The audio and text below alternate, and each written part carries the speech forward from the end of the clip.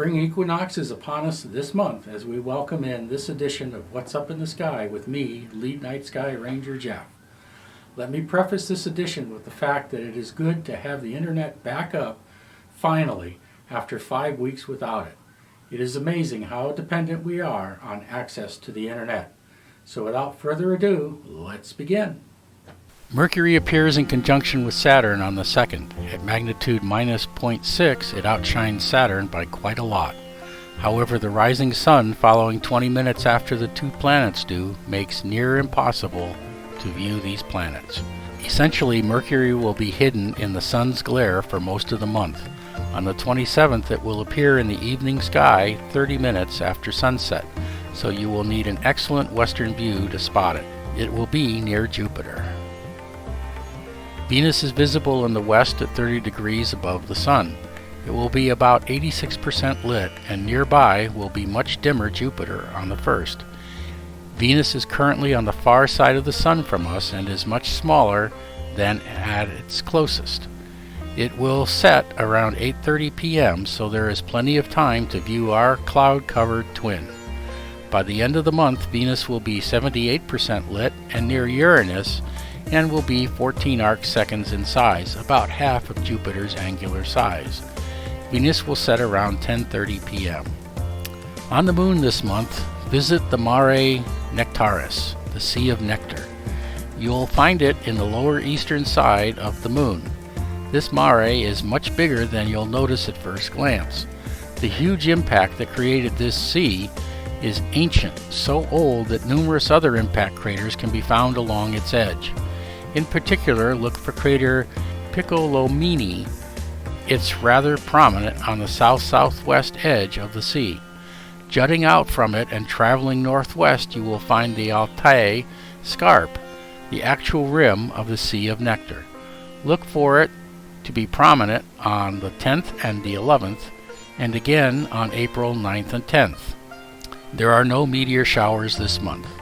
Mars is in Taurus the Bull at magnitude 0.9. It's easy to spot its reddish-orange glow. On the 26th, it passes into the constellation Gemini, the Twins. Its 8 arc-second disk shrinks to about 6 arc-seconds by the end of the month. Mars will be high in the sky, providing plenty of time to view it, though you will need an extreme magnification to pick out details. The big advantage, of course, being that there is a lot less atmosphere here on Earth to go through. 2 Pallas is our asteroid of the month, located near Sirius in Canis Major, the big dog, at the beginning of the month. It passes near M50 on the 21st in Monoceros. A 4-inch telescope or larger will be needed to see the wandering dot. Observe it a couple of hours apart and sketch the area. When you come back the same night or even a couple of nights later, the star that moved will be the second largest asteroid. Jupiter is heading west toward conjunction with the Sun. While it is close to Venus in the sky on the 1st, on the 22nd it will be within 2 degrees of the Moon at setting, just 70 minutes after the Sun. Saturn is coming out of conjunction with the Sun, and by the end of the month it will rise in the east 75 minutes before the Sun. It is now in Aquarius. Uranus at magnitude 5.8 is within 1.5 degrees of the Moon on the 24th. It will be in Cetus the Whale this month. Look for it as it meets the Moon on the 24th and Venus on the 30th. Neptune is in conjunction with the Sun and not viewable this month. We're still hoping to get a good view of comet C 2022 E3 ZTF. You will find it in Taurus the Bull. On the 9th, it passes within 10 arc minutes of NGC 1637. You'll know you have it when you can see a broad but short fan of debris pointing to the north. Its green glow is a dead giveaway. Don't forget that to get accurate coordinates for viewing the asteroids and comets, visit the Minor Planet Center. Our constellation of the month is Monoceros, the Horned Horse. Monoceros is home to a wide variety of objects, including NGC 2244, a small cluster of 15 brilliant stars of magnitude 6 to 9. They are located inside the Rosette Nebula.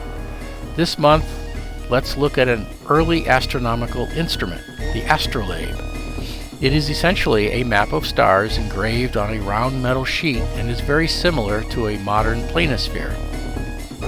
The difference being that it is hung by a ring and then using a sighting device called an adelaide.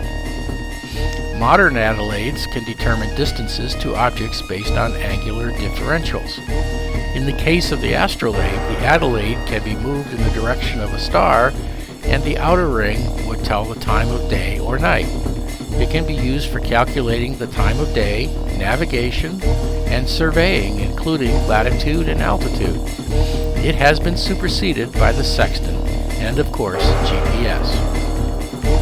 Here is your orrery.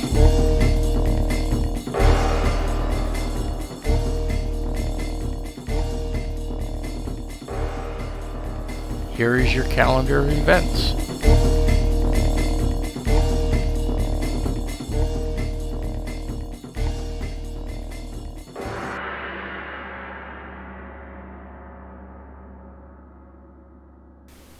So that's what's up in the sky for the month of March 2023. Go out and enjoy the evening star shows as the weather warms up.